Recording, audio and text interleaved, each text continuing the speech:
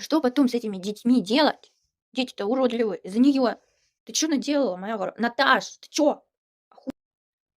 Я вообще поражаюсь тому, что вот эти люди на полном серьезе вот такую чухню несут в массы и думают, что это правда, что это вот прям правда, всех прав, да.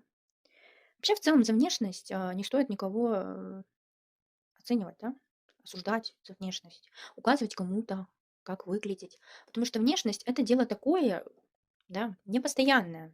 Красота, она не всегда с вами может быть, во-первых. С вами всегда ум, ваши знания, ваш опыт, да, и красота в глазах смотрящего.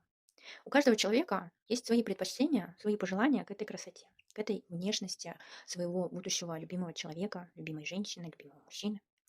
Вот. И каждый отталкивается от своего. А кому-то эта внешность вообще не важна, и он отталкивается конкретно от умственных способностей человека. Его возбуждают умственные способности. А вы что думаете?